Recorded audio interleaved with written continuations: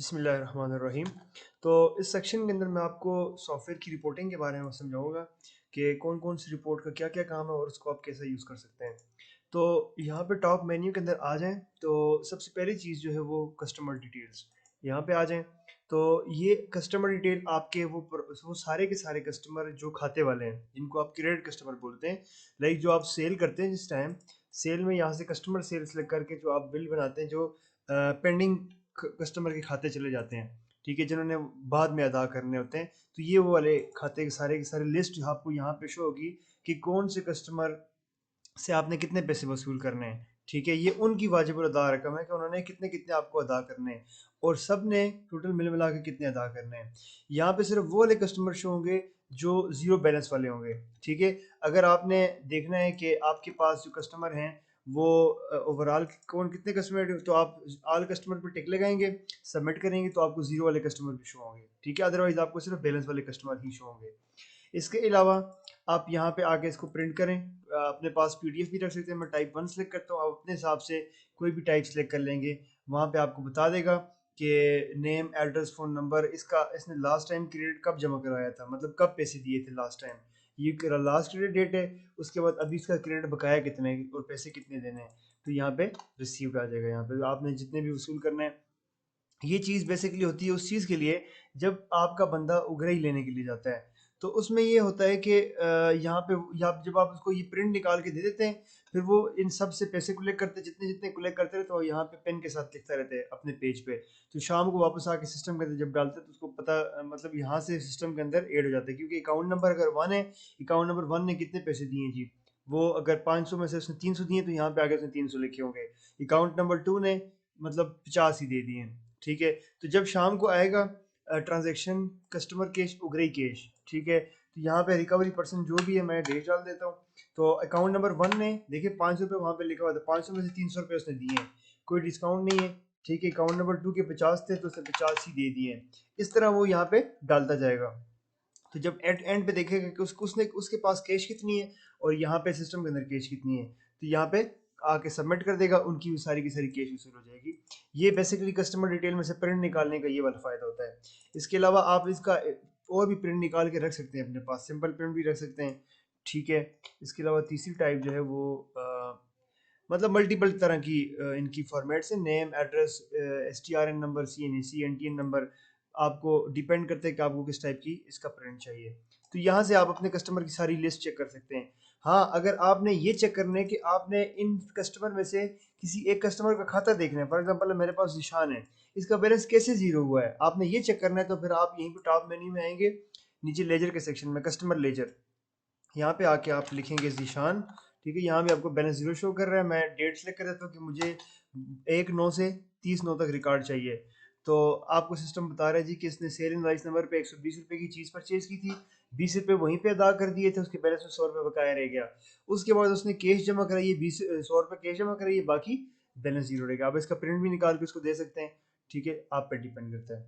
अच्छा, तो ये तो मैंने पहला सेक्शन आपको बता दिया। लोन और डेबिटर डिटेल्स ये होती है, मैंने आपको पिछले सेक्शन में कवर नहीं किया कि इतना ज़रूरी नहीं था, लेकिन ये है कि जो बंदे आपसे लोन लेते हैं अपने बिजनेस में से, अपनी बिजनेस की कैश में से, या आप उनसे अपनी लोन लेते हैं, तो उनको आप सेपरेटली सिस्टम के अंदर मेंटेन कर सकते हैं। लाइक यहाँ पे आते हैं एक डेबिटर में, यहाँ पे डेबिटर का नाम, उसका एड्रेस या उसका बैलेंस जीरो डाल के फिर आप ट्रांजेक्शन में जाते हैं। लोन मैनेजमेंट में कैश अगर आपने सेंट भेज उसको देनी है तो आप यहाँ पे सेंड में जाएंगे, अगर आपने उससे लेनी है तो आप यहाँ पे आ जाएंगे। सेंड में अगर करनी है आपने, वही जो नाम वहाँ पे लिखा होगा नीचे अमाउंट लिख के आप सेव कर देंगे। ठीक है, अगर कैश लिखी है तो आप अपनी कैश में से उसको लोन देंगे, अगर आपने डायरेक्ट डिपॉजिट लिखी है तो आप अपने बिजनेस के अलावा पैसों में से उसको लोन दे सकते हैं। ठीक है, तो जब आप उनको लोन दे चुके होंगे, आपकी सारी की सारी लिस्ट यहाँ पे आएगी कि किन से आपने पैसे लेने और इनको किन को पैसे अदा करना है, ये सारी की सारी लिस्ट बनेगी यहाँ पे। ठीक है, फिर यहाँ पे वही सेक्शन है ऑल डेबिटर्स का, कि आपने अगर ये भी देखना है कि जीरो वाले या जो आपने कभी ऐड किए थे उनका भी बैलेंस जीरो है, तो वो भी आपने देखने हो तो आप यहाँ पे ऐड कर सकते हैं, उसी तरह प्रिंट निकाल सकते हैं इसका। ठीक हो गया।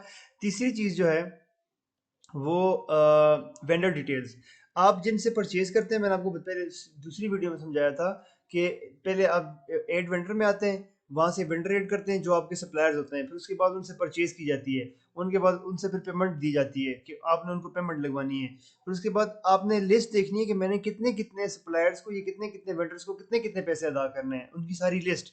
आप यहाँ पे आ जाए वेंडर डिटेल्स में, तो ये सारे वेंडर्स हैं जिनको मैंने पैसे देने हैं और कितने कितने देने हैं ये आगे लिखा हुआ है, 180 है, 100 है, 65 है, और टोटल सबको मिल मिला के मैंने इतने पैसे अदा करने हैं। इसका प्रिंट निकालना हो आप यहाँ से प्रिंट निकाल सकते हैं, ठीक है।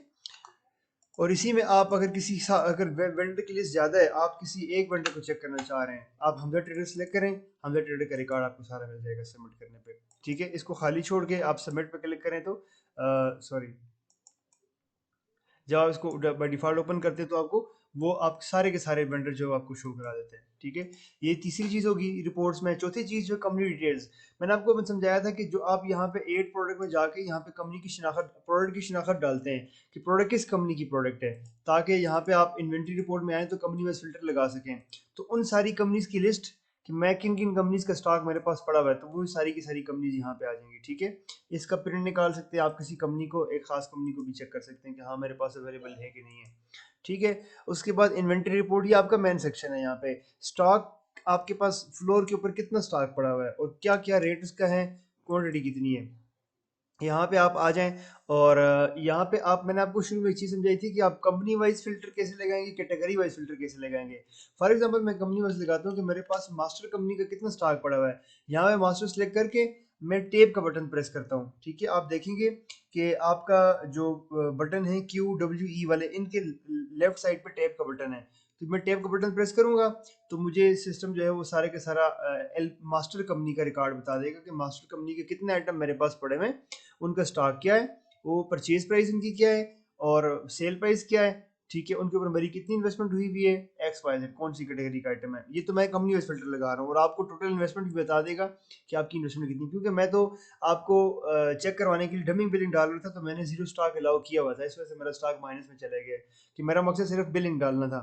तो बहरहाल आपकी जो असल इन्वेस्टमेंट कंपनी के अंदर हुई हुई होगी, मतलब उस कंपनी के जितने पैसों का माल पड़ा होगा वो आपको सिस्टम यहाँ पे बता देगा। अच्छा, तो ये इन्वेस्टमेंट बाय सेल वो होती है कि जो सेल प्राइस आपने लगाई हुई है, उस प्राइस के मुताबिक आप जब बेचेंगे तो कितने रुपए का माल होगा टोटल, मतलब उस माल की नेटवर्थ होगी फाइनल सेलिंग रेट पे वो कितनी होगी।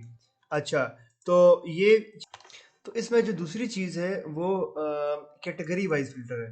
तो कैटेगरी मेरे पास, मैं अगर फिल्टर लगाना चाहूँ एल्बो के, तो मैं इंट्री सेलेक्ट करके इसको मैं टेब का बटन प्रेस करता हूँ, अभी मेरे पास एल्बो की कैटेगरी के जितना भी स्टॉक पड़ा हुआ है वो सिस्टम आपको बता देगा। इस तरह आपकी कोई भी कैटेगरी हो सकती है, ठीक है।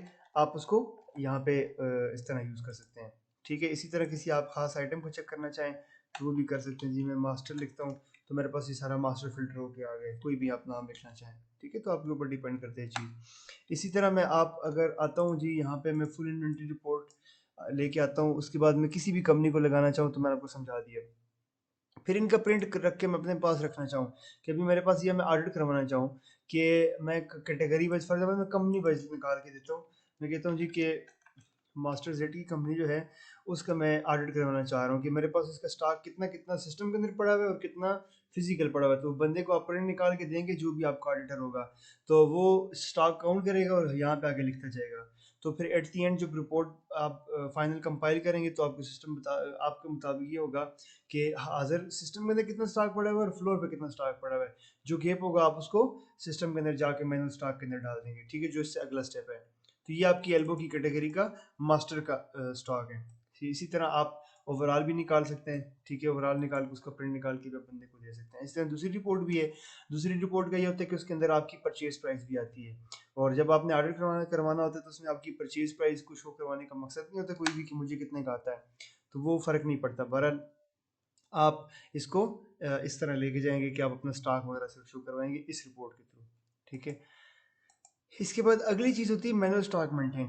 मैनुअल स्टॉक, अब जिस तरह आपके पास था कि फिजिकली आपके पास फ्लोर के ऊपर स्टॉक जो है वो कम है और सिस्टम आपको, फॉर एग्जाम्पल कम से मुराद ये कि वहाँ पे नो क्वांटिटी पड़ी हुई किसी भी आइटम की XYZ की, और आपके पास सिस्टम के अंदर जो स्टॉक पड़ा हुआ है वो है 10 है।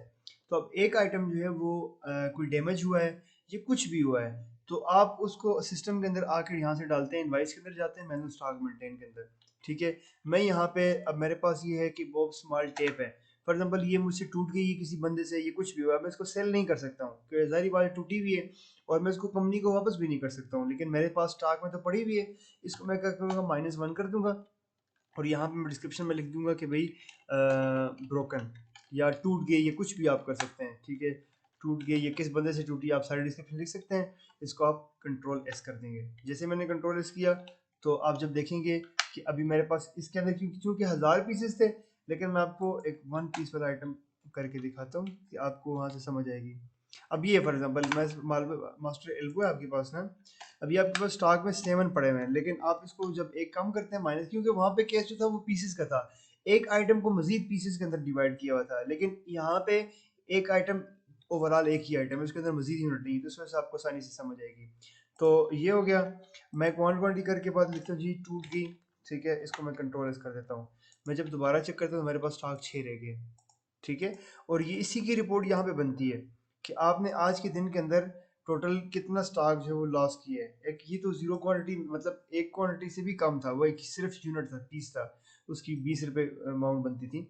दूसरा जो है वो 1 क्वांटिटी, तो 1 आपने यहाँ पे स्टॉक लेस किया है, तो आपको सिस्टम बता रहे हैं यहाँ पे, ठीक है। इस तरह आप किसी एक खास आइटम की भी हिस्ट्री चेक कर सकते हैं यहाँ पे कि उसके पूरे महीने के अंदर उसमें कितना लॉस है, और यही चीज़ आपकी बैलेंस शीट के अंदर भी आती है। मैं आपको आखिर में बताऊंगा कि ये लॉस आपका कहाँ पे एडजस्ट होगा, शो कहाँ पे होगा। इसके बाद अगली चीज़ जो है वो आपकी परचेज रिपोर्ट आती है। आप जितनी भी परचेजिंग करते हैं यहाँ पे परचेज इनवाइस के अंदर, ठीक है, जो आपने स्टॉक सप्लायर से लिया होता है उसकी रिपोर्ट यहाँ पे बनती है, ठीक है। मैं यहाँ पे आके सबसे पहले मैं 1 तारीख से लेके 30 तक सारी अपनी परचेजिंग की बिल्स चेक करता हूँ। ये आपको सारी की सारी बिल्स बता रहा है जो आपने 1 तारीख से लेके 30 तारीख तक की है। अगर आपने सिर्फ आज का चेक करना है तो आप यहाँ पे सिर्फ 30 और 30 कर लेंगे, तो सिर्फ आपको आज की डेट की बिल्स बता देगा, क्योंकि आज की डेट के अंदर कोई बिल्स नहीं है, इस वजह से मैंने शुरू से स्टार्ट किया है। बहरहाल अगर मैं 28/9 की चेक करना चाहूँ, 28/9, तो ये 28/9 का स्टॉक है मेरा सारा, जो आप यहाँ पर आपको शो हो रहा है। अब ये है कि इसमें इसको ज़रा यूज़ करने का तरीका समझिएगा। यहाँ पे इसका चालान नंबर है, जो आप चालान नंबर वहाँ से ऐड करते हैं वो आप उसके साथ भी सिस्टम के अंदर चेक कर सकते हैं। बेसिकली आपका बिल्टी नंबर जो होता है, इनवाइस के अंदर जाएं, परचेज इनवाइस, ये आपका चालान नंबर है। जब आप बिल ऐड करते हैं, बिल के टाइम पे जो आपने चालान नंबर लिखा होता है वो आप चालान नंबर से भी यहाँ पे फिल्टर लगा सकते हैं। टेस्ट, अब ये आपने जब सर्च कर लिया तो आपको नीचे सिस्टम शो कर देगा। अगर मैं इनवाइस नंबर से चेक करना चाहूँ तो मेरे पास इनवाइस नंबर, तो मैं अगर 2 लिखता हूँ, चेक करता हूँ। अब टिक लगाना जरूरी है, जब मैं यहाँ पे टिक लगाऊंगा तो इससे सर्च होगा, यहाँ पे टिक लगाऊंगा तो इससे सर्च होगा, ठीक है। यहाँ पे लगाऊंगा तो वेंडर नेम से सर्च होगा। बहरहाल मैंने इनवाइस नंबर 2 सर्च की है। या फिर मैं करता हूँ जी कि मैं करता हूँ जी हमजा ट्रेडर्स की बिल निकाल रहा हूँ मैं, ठीक है। मैं डेट सेलेक्ट कर लूंगा, ठीक है, 1/9 से लेकर 28/9 तक हमजा ट्रेडर्स की जितनी बिल्स भी वो आपको यहाँ पे शो कर देगा। बिल के ऊपर डबल क्लिक करके मैं चेक कर सकता हूँ कि इस बिल के अंदर मैंने क्या क्या चीज़ परचेज की थी। अच्छा, उसके बाद ये होगा कि मैं इस बिल को प्रिंट भी कर सकता हूँ, इस बिल को डिलीट भी कर सकता हूँ, बिल को मॉडिफाई कर सकता हूँ, इसका मैं बार कोड के स्टिकर्स निकाल सकता हूँ, इसको मैं सेल के अंदर कन्वर्ट कर सकता हूँ। मॉडिफाई से मुराद ये, अगर ये क्वांटिटी 7 थी, आपने गलती से 6 कर दी है, तो आप इसको मॉडिफाई करके यहाँ पे आके 7 के बजाय इसको आप 6 कर दें, ठीक है।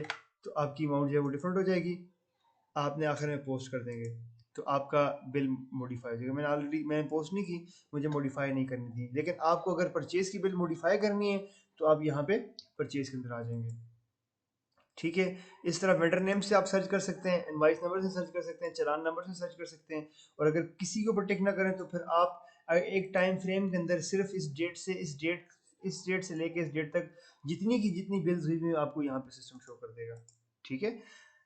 नेक्स्ट चीज जो है परचेज रिटर्न, सेम जिस तरह आपने परचेज की थी उसकी रिपोर्ट आपको वहां पे मिलती है, और जब आपने परचेज रिटर्न कंपनी को कुछ चीज वापस की हुई तो उसकी रिपोर्ट आपको परचेज रिटर्न के अंदर मिलेगी। मैं चेक करना चाहूँ तो मैं यहाँ पे 1/9 से लिखता हूँ, तो मुझे एक इस तारीख से लेकर इस तारीख तक मैंने जितनी भी रिटर्न की हुई मुझे आपको यहाँ पे सिस्टम शो कर देगा। इसी तरह वेंडर नेम से सर्च करना चाहूँ, इनवाइस नंबर से सर्च करना चाहूँ, तो वो सेम तरीका है वहीं पे, ठीक है, जिस तरह वहाँ पे होता है। अच्छा, purchase report by product name, मतलब बेसिकली किसी प्रोडक्ट की परचेज हिस्ट्री कि मैंने कौन से आइटम को कब कब परचेज किया था। मैं मास्टर एल्बो अगर ये सिलेक्ट करता हूँ, इसकी मैं कोई टाइम फ्रेम सेलेक्ट करता हूँ, तो मैंने इस टाइम फ्रेम के अंदर इस डेट से इस डेट तक ये आइटम जितना भी परचेज किया और जिस जिस बंदे से परचेज किया मुझे सिस्टम शो कर देगा, ठीक है। मैं फॉर एग्जांपल अगर वक्ती एक आइटम की दिखाना चाहूँ। अब ये आइटम है नेस्ले नेस्वीटा, या मैं इसको ये वाला आइटम सेलेक्ट कर लेता हूँ, ठीक है, ताकि मुझे ज़रा आसानी हो। ये मैं आइटम सेलेक्ट कर लेता हूँ क्योंकि मैंने ऑलरेडी परचेज किया हुआ आइटम। मैं इसको डेट सेलेक्ट करता हूँ। तो ये आइटम मैंने अगर इस पूरे महीने के अंदर 10 दफ़ा परचेज किया होगा, जितनी जितनी क्वांटिटी, तो सिस्टम आपको यहाँ पे 10 रोज क्रिएट हो जाएंगी। आपको बता देगा कि आपने इस तारीख को हमजा ट्रेडर से लिया था, दूसरी कोई और तारीख होगी, वहां से अगर दोबारा हमजा ट्रेडर से लिए तो फिर वहां पे फिर हमजा ट्रेडर्स होगा, अगर कि किसी और से लिए तो उसका नाम भी आ जाएगा। और ये बिल के ऊपर डबल क्लिक करके आप पूरी बिल भी चेक कर सकते हैं कि इस बिल के अंदर आया, ये वाला आइटम आया कि नहीं आया, ठीक है। तो बिल इसका आप प्रिंट भी निकाल सकते हैं परचेज हिस्ट्री का। बेसिकली आपकी परचेज हिस्ट्री होती है कि आपने कब ये आइटम किस किस से कितनी कितनी क्वांटिटी में और किस रेट पे खरीदा था, ठीक है, वो आपको सिस्टम बता देगा। उसके अलावा सेल रिपोर्ट है। सेल रिपोर्ट में आप ये कह रहे हैं जी कि कस्टमर नेम से टिक लगा के सेल रिपोर्ट चेक कर, बेसिकली आपकी ये बिल हिस्ट्री ये भी आती है। आप जो भी बिल यहाँ से पोस्ट करते हैं सेल के टाइम पे, या आप यहाँ पे आते हैं सेल इनवाइस, यहाँ से बिल सिस्टम के अंदर रेड करते हैं, ये शॉर्टकट है, लेकिन है ये सेल रिपोर्ट, ठीक है, उसका शॉर्टकट बाहर है। यहाँ पे आप जैसे ही यहाँ पे आते हैं तो आप चेक के बटन पे क्लिक करेंगे तो आपकी सारी की सारी बिल्स जो है सिस्टम शो कर देगा किसी भी टाइम फ्रेम के अंदर। और बाय डिफॉल्ट ये आज के दिन की आपने जितनी भी सेल की हुई है ना, मैं यहाँ पे आता हूँ सेल के अंदर, मैं यहाँ पे करता हूँ जी मास्टर एल्बो 90 mm की 1 होगी, इसको 10 के बाद मैं इसको 15 रुपये के रेट पर सेलेक्ट करता हूँ, मैंने बिल सेव कर दी। इसी तरह मैं एक और बिल सेव करता हूँ जी, की भी मैंने सेव कर दी, ठीक है। मैं यहाँ पे आता हूँ सेल रिपोर्ट के अंदर, तो देखिए मैंने अभी 2 बिल पोस्ट की थी, यहाँ पे आ गई। और इसी का शॉर्टकट जो है वो सेल के अंदर आए, यहाँ पे कंट्रोल ओ करें तो आपको यहाँ भी शॉर्टकट मिलेगा, ठीक है। तो वो इसी का शॉर्टकट है, सेल रिपोर्ट या बिल हिस्ट्री।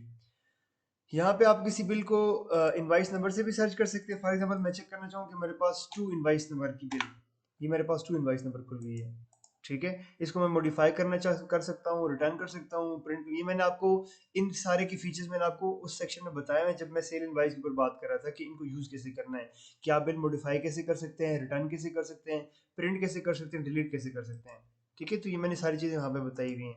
मैं सिर्फ आपको यहाँ पे ये बताना चाह रहा हूँ कि सेक्शन का काम क्या है।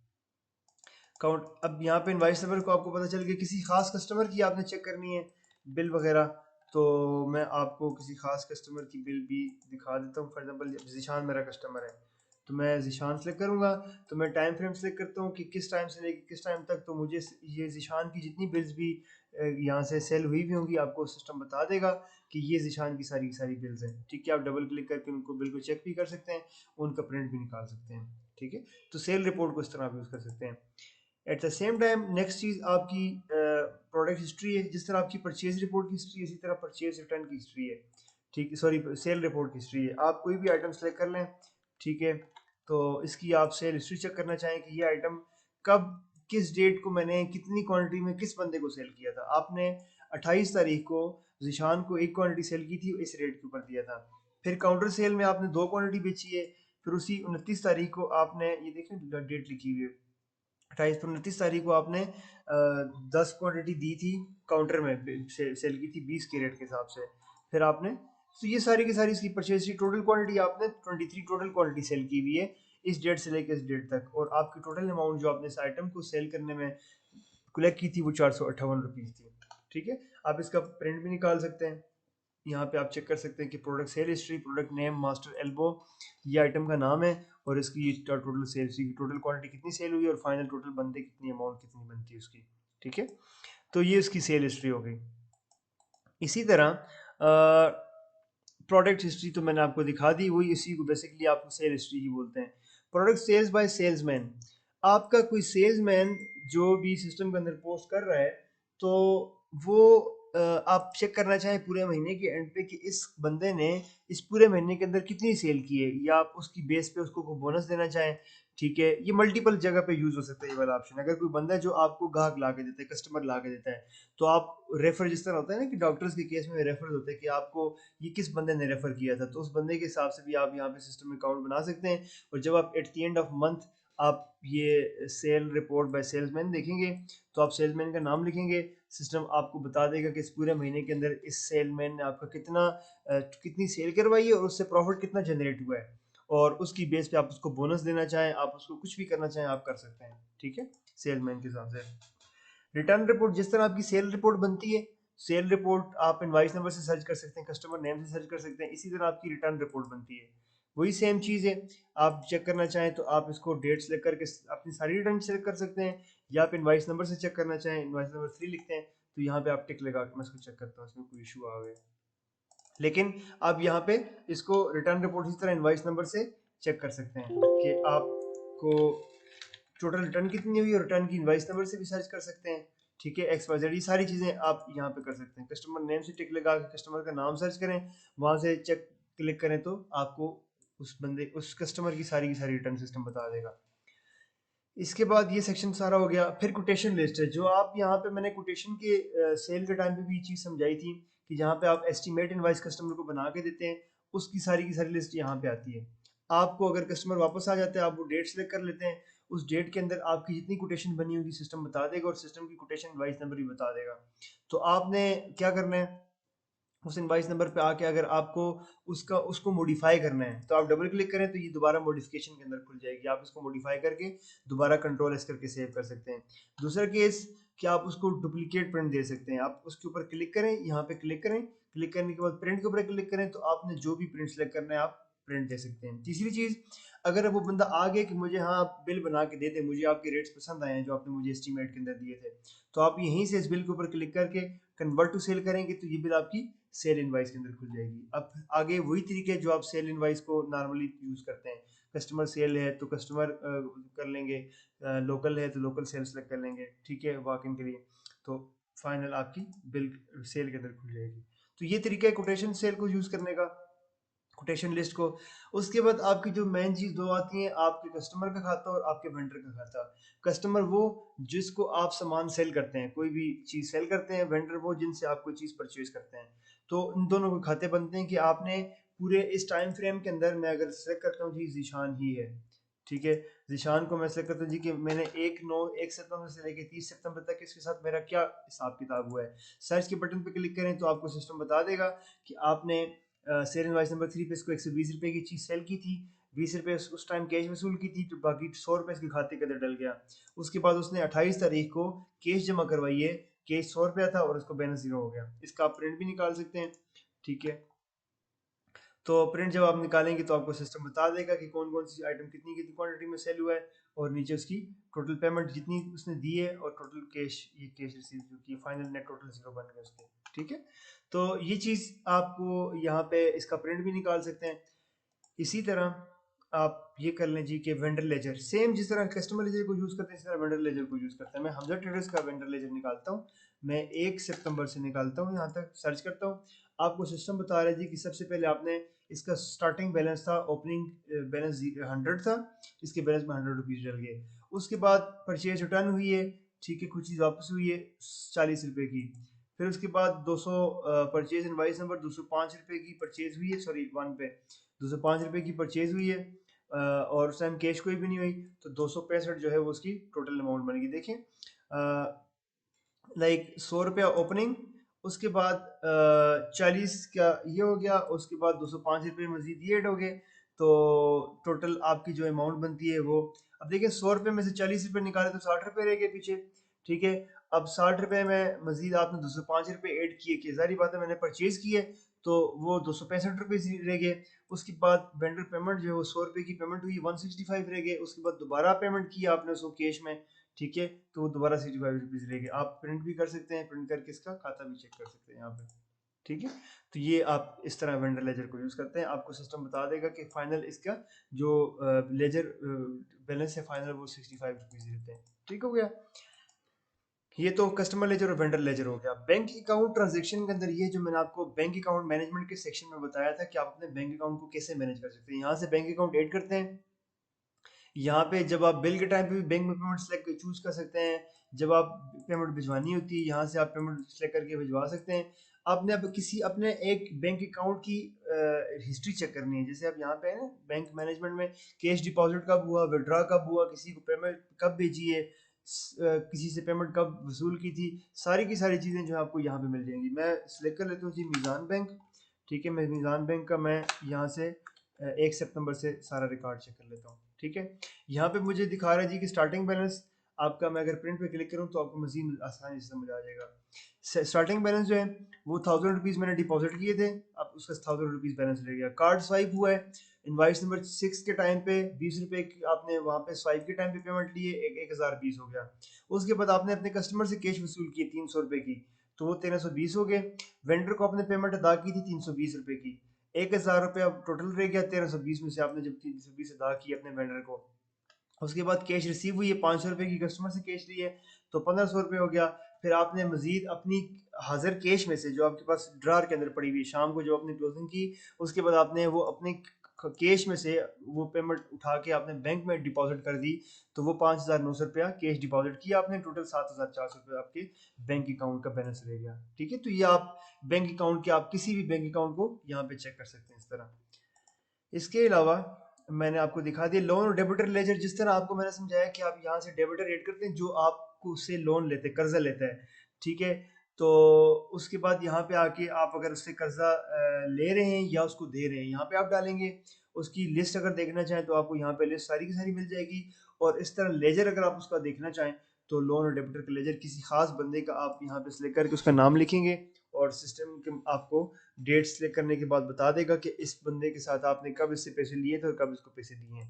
ठीक है, और फाइनल बैलेंस कितना रहेगा इसका, ये चीज़ होगी। आप जो सिस्टम के अंदर अखराजात वगैरह डालते हैं, ठीक है, यहाँ पे मैंने आपको समझाया था एड एक्सपेंस डिटेल के अंदर, यहाँ पे आके एक्सपेंसेस नेम कि क्या एक्सपेंस किया आपने, कितनी अमाउंट का किया आपने, उसकी पूरी मंथ की रिपोर्ट चेक करनी हो, एक्सपेंसेस रिपोर्ट के अंदर आएंगे। मैं अगर खाली डायरेक्टली 1/9 से लेकर 30/9 तक सेलेक्ट करता हूँ तो मुझे सिस्टम बता देगा कि इस पूरे महीने के अंदर मैंने कितना खर्चा किया, 300 रुपये का टोटल एक्सपेंस किया है और किस किस चीज़ के ऊपर कितना कितना किया है। ठीक है, उसके बाद अगर मैं सिर्फ ये चेक करना चाहूँ कि मैंने फ्यूल इस पूरे महीने के अंदर फ्यूल का कितना खर्चा किया है, तो फ्यूल का मैंने सिर्फ 50 रुपये किया है। और मैं अगर और किसी दिन के अंदर भी डाल दूँ तो मुझे सिस्टम कंबाइन करके बता देगा कि मैंने फ्यूल के अंदर टोटल कितना खर्चा किया हुआ है। ठीक है, तो इस तरह आप इसको यूज़ कर सकते हैं। आप इसका प्रिंट भी ले सकते हैं, प्रिंट लेके आप अपने पास उसको रख भी सकते हैं। अच्छा, इसके बाद जो नेक्स्ट चीज़ है वो आपकी है पेमेंट रिपोर्ट। आप अपने वेंडर को जो पेमेंट अदा करते हैं या कस्टमर से जो पेमेंट लेते हैं, आपकी सारी की सारी पेमेंट्स जो अदा की हुई होती हैं या वसूल की हुई होती हैं, आपको सिस्टम यहाँ पे दिखाता है। मैं कस्टमर का सिलेक्ट कर लेता हूँ। जब मैं कस्टमर पे लगा के टिक लगाता हूँ, ठीक है, तो मैं इसको चेक करता हूँ कि 01 में अब ये मेरी सारी की सारी कस्टमर से मैंने देखिए मैंने कस्टमर पे टिक लगाया लेकिन लिखा कुछ भी नहीं है। अगर मैं लिखूंगा तो फिर वो मैं सिर्फ वो खाते वाले कस्टमर लिखूंगा। मैंने सिर्फ कस्टमर पर टिक लगाया तो मैंने कस्टमर से जितनी भी आया वो काउंटर के कस्टमर है दूसरे, सब की सब पेमेंट जितनी भी मैंने क्लिक की हुई वो सिस्टम यहाँ पे बता देगा आज की डेट की। या आपने अगर पूरा महीना सेलेक्ट किया हो तो ये पूरे मंथ की बता देगा। दूसरा, मैंने जो पेमेंट अदा की हुई है मैं यहाँ पे वेंडर पर टिक करता हूँ तो यहाँ पे मुझे वो वाली पेमेंट्स अदा कर देगा। मैं इसको चेक कर लेता हूँ उसके अंदर भी कोई छोटा सा बग रह गया है, क्योंकि लास्ट टाइम हमने काफ़ी सारी अपडेट्स की हैं सॉफ्टवेयर के अंदर, तो उसके अंदर कुछ छोटे छोटे बग्स रह गए हैं, उनको भी मैं क्लियर कर देता हूँ। तो आप यहाँ पे टिक लगाएंगे वेंडर्स पे तो सिस्टम आपको बता देगा कि आपने टोटल पेमेंट जितनी अदा की हुई हैं वो आपकी यहाँ पे आ जाएंगी। फिर इसके बाद पेमेंट नंबर, आप किसी भी पेमेंट नंबर के अगेंस्ट चेक कर सकते हैं अपना कि आपने इस पेमेंट नंबर के अंदर कितने कस्टमर से पेमेंट वसूल की थी। जब आप वो घड़ी डालते हैं ना, तो जब आप यहाँ पे 6 बंदे 7 बंदे या 10 बंदों का जितना भी आप पेमेंट वसूल करते हैं तो सिस्टम एक पेमेंट नंबर असाइन करता है इसको। ठीक है, आप देखें पेमेंट जब आप इसको सेव करेंगे तो सेव के टाइम पे आपको बताएगा कि वही सिस्टम ने कौन से नंबर के साथ बिल पोस्ट किए, तो वो पेमेंट नंबर आप अपनी उसके ग्रे शीट के ऊपर भी लिख लेंगे। और यहाँ पे आप जब पेमेंट नंबर पर टिक लगा के इस पेमेंट नंबर को सर्च करेंगे तो सिस्टम आपको बता देगा कि इस पेमेंट नंबर के अंदर आपने कितने कितने कस्टमर से कितने कितने पैसे वसूल किए, टोटल कितने हुए हैं आपसे। ठीक है, ऑर्डर बुकर वाइज या एरे वाइज इस आपके काम का नहीं, लिहाजा इस चीज़ को एक्सप्लेन करने की जरूरत नहीं है। फिर आपकी जो कस्टमर क्रेडिट रिपोर्ट, बेसिकली ये इसी रिपोर्ट की एक शेप है कस्टमर डिटेल्स की, कि आपको अपने कस्टमर की सारी डिटेल जो है वो आपको मिल जाती है यहाँ पे। आप किसी खास कस्टमर के नाम से भी टिक लगा सकते हैं, वो आपको बिल भी शो कर देगा, लेजर भी शो कर देगा। ठीक है, अगर आप किसी का चेक करना चाहेंगे तो मैं इसको वक्ती 1 से चेक करता हूँ अगर मुझे दिखा दे, लेकिन इसके अंदर शायद रिकॉर्ड नहीं है ना कोई भी। तो ये असल में 2-3 पॉइंट्स रह गए हैं जिनको मैं बग्स इनको क्लियर कर देता हूँ, लेकिन आपके टाइम पे जब आप इसको देख रहे होंगे तो ये सारी चीज़ें आपको हूबहू इसी तरह मिलेंगी जो मैंने क्लियर की हुई होंगी ऑलरेडी। ठीक है, लेकिन ये आप क्रेडिट रिपोर्ट आप बिल वाइज चेक करना चाहें या लेजर वाइज चेक करना चाहें किसी भी कस्टमर का तो आप यहाँ पे निकाल सकते हैं। इसके अलावा आप आ जाएं जी, आपकी मेन बैलेंस शीट अब रहती है। मैं आपको बैलेंस शीट भी समझाता हूँ कुछ देर में। तो यहाँ पे जब आप आते हैं रिपोर्ट्स के अंदर, और ये सबसे नीचे जो है बैलेंस शीट, तो बैलेंस शीट जो होते हैं वो आपके कंप्लीट बिजनेस का खुलासा होता है। ठीक है, आप अगर एक महीना भी नहीं आते सेटअप पे, एक महीना आने के बाद आप अपनी बैलेंस शीट अगर चेक कर लेते हैं, तो आपको कंप्लीट पता चल जाता है कि इस पूरे मंथ के अंदर, ये इस पूरे टाइम फ्रेम के अंदर आपके बिजनेस के अंदर क्या हुआ है। ठीक है, तो मैं यहाँ पे सिलेक्ट कर लेता हूँ जो डेट, फॉर एग्जांपल मैं एक एक तारीख से लेके, मतलब 1 सितंबर से 30 सितंबर तक रिकॉर्ड निकालता हूँ।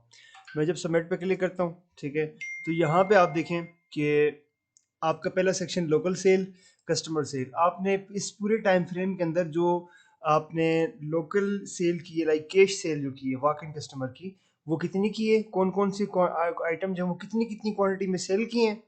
ठीक है, आप देखें फॉर एग्जाम्पल ये आइटम है मास्टर जेड की एल्बो है, 90 mm 3 इंच की, 3 क्वांटिटी मैंने ओवरऑल सेल की है इस पूरे टाइम फ्रेम, मतलब पूरा महीना जो है, तो 3 क्वांटिटी, उसकी सेल प्राइस जो है वो 25 बनी है टोटल।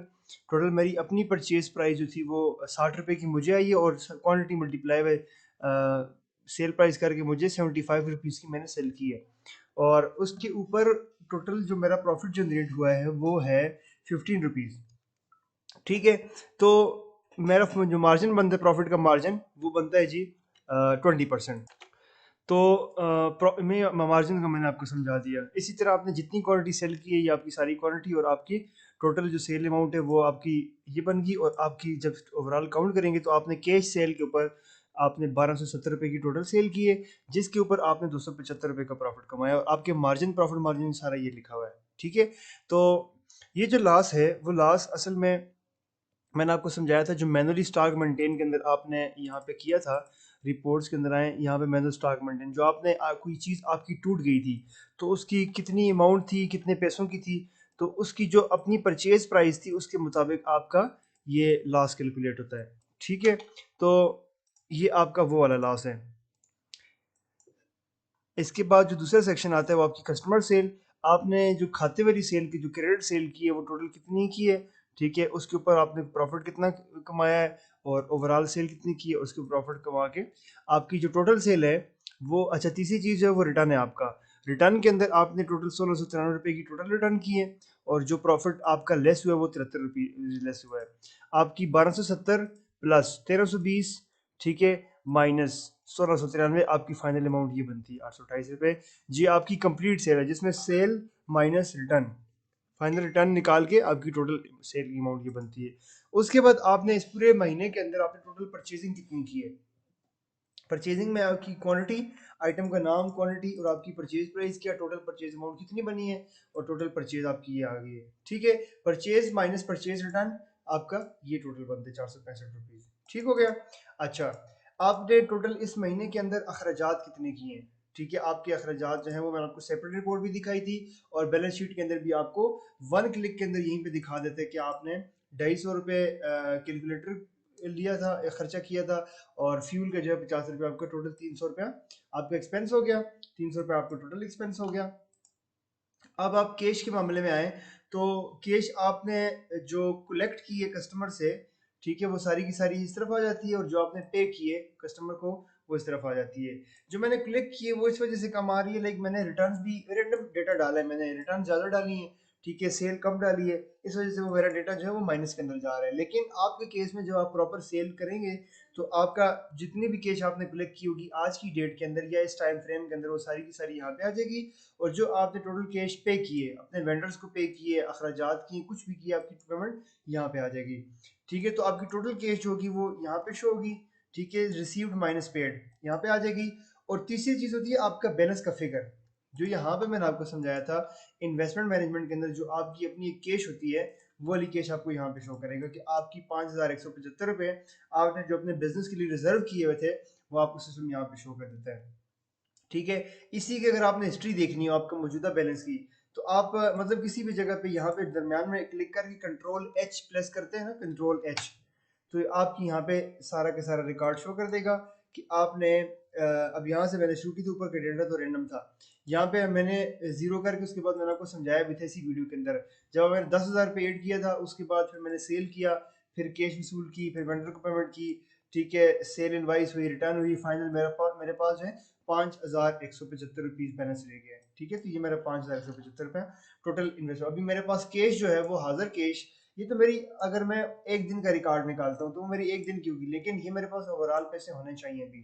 ठीक है, फॉर एग्जाम्पल आपने एक मैनेजर रखा हुआ अपने बिजनेस के लिए, उसको आप पैसे देते हैं कि 1 लाख रुपए आपने उसको चीज़ें स्टॉक वगैरह भी सारा डाल के दे दिए, सब कुछ दे दिए, और आपने उसके साथ 1 लाख रुपए दे दिए सर्कल को मेंटेन करने के लिए। तो वो 1 लाख रुपए डायरेक्टली यहाँ पे आके ट्रांजेक्शन के अंदर एड इन्वेस्टमेंट, यहाँ पे एड इन्वेस्टमेंट कर देंगे 1 लाख रुपया, तो वो 1 लाख रुपया आपका यहाँ पे शो हो जाएगा उस टाइम। फिर उसके बाद आपकी सारी सेल, आपकी पेमेंट्स, जितना कुछ भी होता है वो यहीं से मेंटेन होगा, और आपका फाइनल फिगर यहाँ पे शो होता रहेगा। आपका जितना प्रॉफिट आता रहता है वो इस बैलेंस के अंदर ऑटोमेटिकली ऐड होता रहता है। ठीक है, तो ये आपके बैलेंस का फिगर, आप इसकी रिपोर्ट निकाल के भी, अब अगर आपका आप खुद ओनर हैं तो आप ये खुद भी चेक कर सकते हैं इसकी ओवरऑल समरी। ठीक है, इसके अलावा आप यहाँ पे सेवर ओवरऑल एक्टिविटीज सारी की सारी रिपोर्ट जितनी भी, आप एक पेज के ऊपर सारे का सारा डेटा जो है वो पीडीएफ की फॉर्म में भी ले सकते हैं। इसके अलावा हर एक सेक्शन की सेपरेट सेपरेट रिपोर्ट भी निकलती है। ठीक है, तो ये आपकी बैलेंस शीट है। यहाँ तक आके आपकी सारी की सारी रिपोर्टिंग जो है वो कंप्लीट हो जाती है। ठीक है, तो इसके अलावा कोई और चीज़ ऐसी होती है डिस्कसेबल, वो भी मैं साथ साथ ऐड करता रहूँगा। ठीक है।